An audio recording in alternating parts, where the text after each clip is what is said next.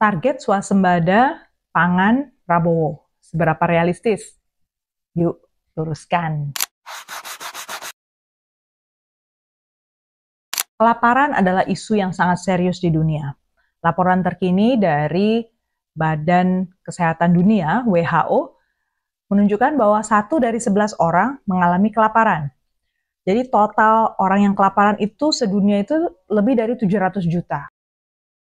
Artinya, jumlah tersebut hampir sebanyak jumlah penduduk se-Asia Tenggara. Banyak sekali. Angka ini tentu sangat memprihatinkan. Dan hampir separuhnya adalah memang orang-orang yang kelaparan di Afrika. Tapi di Asia, termasuk Indonesia, anak-anak mengalami risiko kurang gizi dan stunting, artinya asupan makanannya kurang gizi sehingga perkembangan otak dan fisiknya tidak sempurna. Artinya, niat Presiden Prabowo untuk meningkatkan suplai pangan patut kita dukung. Target Presiden Prabowo adalah mencapai swasembada pangan dalam kurun waktu 3 tahun, sejak pelantikan beliau di 20 Oktober 2024. Anggaran yang dialokasikan untuk target itu adalah 139,4 triliun rupiah untuk tahun 2025, dan angka ini kabarnya naik 21,9% dibandingkan anggaran tahun lalu di 2024. Menteri Koordinator yang bertanggung jawab adalah Zulkifli Hasan.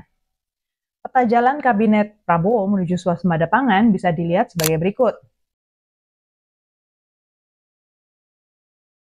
Di tahun 2025 bakal ada pembukaan lahan untuk nambah luasan sawah, supaya totalnya nanti mencapai 150.000 hektar.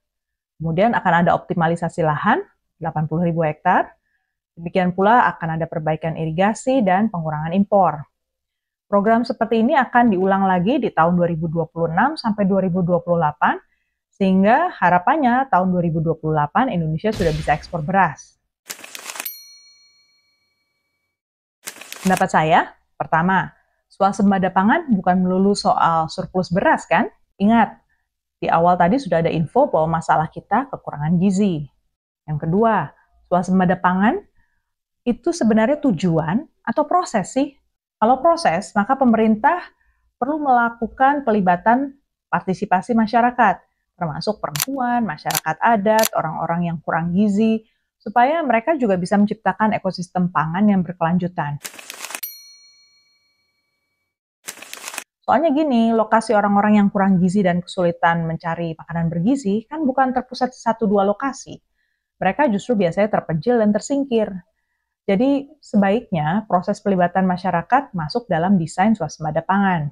Di antara para menteri koordinator yang bertanggung jawab untuk memberdayakan masyarakat sampai di level desa, itu bukan Zulkifli Hasan. Ada menteri koordinator yang lain, Muhaimin Iskandar. Nah, itu sebabnya peranan dari Presiden Prabowo untuk menjembatani keberlangsungan program swasembada pangan ini supaya sampai di desa pun itu bisa terlaksana terus menjadi sangat penting. Kalau swasembada pangan cuman soal suplai beras yang mau kita coba tingkatkan, maka urusan teknologi pangan kita nggak bakal berkembang. Demikian pula soal sumber daya petani, jadi sulit berkembang juga. Soalnya kan prakteknya kita cukup sering ya mengandalkan impor produk pangan. Data bulan Januari sampai Agustus 2024 menunjukkan bahwa selain impor beras, yang kita beli dari Thailand, Vietnam, Pakistan, dan terakhir juga dari India, kita sebenarnya impor cukup banyak. Gandum dan meslin kita beli dari Australia, Kanada, Argentina. Gula kita beli lagi dari Thailand, Brasil, Australia.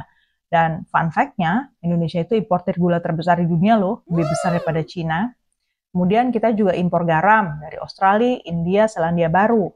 Kemudian untuk kedelai, 92% dari kebutuhan kita itu impor dari Amerika, Kanada, dan Brazil. Jagung kita juga impor. Bahkan di September 2024, angkanya nyaris 200% peningkatannya. Dan terakhir, susu. Kita 80% juga masih impor dari Australia, New Zealand, Amerika, dan Uni Eropa. Nah, itu POV saya. Apa POV kamu? Ketik ya di kolom komen. Jangan lupa kasih like, share ke teman-teman, dan subscribe. Nah, sampai ketemu di episode berikutnya. Sampai jumpa.